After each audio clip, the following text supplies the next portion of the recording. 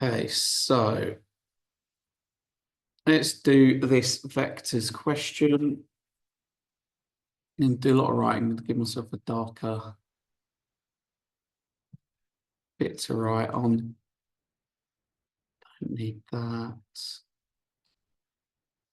Done. So ON and MR. So ON is let me start again, sorry. So let's read the question. OP is 2A, which means the adjacent opposite side is also 2A, and that's going that way. And this is 3B, which means PQ is also 3B. It wants us to find ON, and ON is OR plus RN. Well, OR is 3B, and RN is RQ, and RN is 4/5 of that ratio. So this is 4/5 here, and that is 1/5. So we want 4/5 of 2A because the whole length of RQ is 2A. So plus 4/5 of 2A.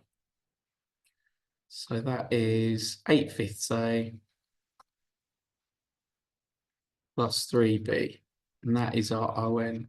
So when you're doing vectors, it's very important to just keep the things you've been working with because we might need them later. MR is that length there. And we are told that this is a quarter, PM is a quarter, so that's 3/4. So MR is MQ plus QR. And MQ is 3/4 of 3B plus QR, which is negative 2A because it's going the other way. So MR equals 9/4 B minus 2A. So from this diagram, we can see that we haven't been given any information about this point. Let's see why. So if we look at the next bit, MR and ON intersect at that point. Why? Given that OY equals K times ON, find the value of K. That's what they want us to do, figure out the ratio. So this involves what we've just done. So we want to find where Y is. So let's figure out a couple of vectors in terms of that involve Y. So we've got ON. So let's figure out OY. And OY is OR plus RY.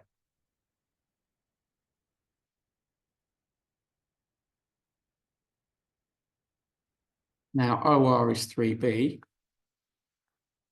but RY is something times RM. I'm going to call that something mu.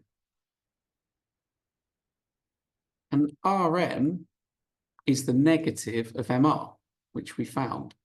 So I just got to switch the signs around.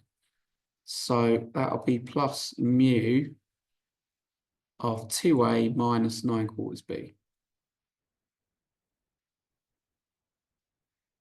So that's OY. So what we're doing is starting to look complicated. Yeah. So let's figure out OY in terms of something else now. Well, we're told in the question that if you times by K, if you times ON by K, we'll get OY.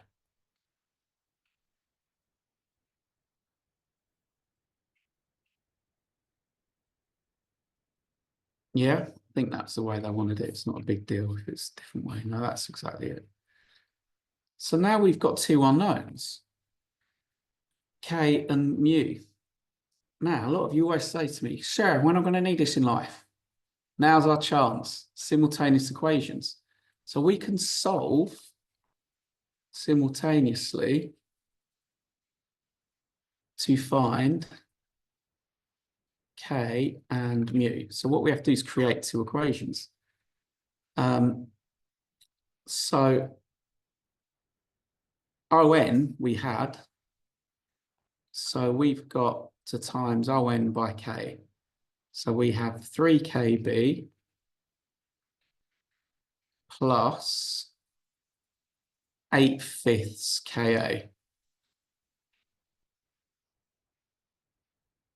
Yes, so what I'm going to do, because these two equations are both OY, their A's and B's must be equal to each other. So if we evaluate the A's first, we know that 8/5 K must be equal to this bit here. I'm not using different colours in case they don't show up properly. So there, so we've got plus 2 mu, which follows that 10 mu equals 8K or 5 mu equals 4K. That's our first relationship. Now let's evaluate the B's. And we have 3K here for B, 3KB. You don't need to write the B's because we're evaluating the B coefficients. And that equals 3 minus 9/4 mu, once we expand that out. So 3 minus 9/4 mu. So can I simplify that? Probably. If I times everything by 4, I don't need a lower script on the K either. So, 12K equals 12 minus 9 mu. Divide by 3 gives me 4K equals 4 minus 3 mu. Call that equation 2. Well, I can sub equation 1 into equation 2. That gives me 5 mu equals 4 minus 3 mu. So 8 mu equals 4. Mu equals 4/8, which is a half.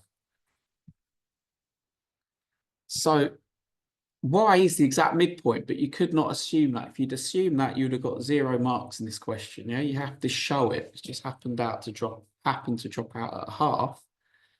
And now we just sub mu is a half back into here. Yeah, so if 5 mu equals 4K, K must be equal to 5 mu divided by 4. So K equals 5 times a half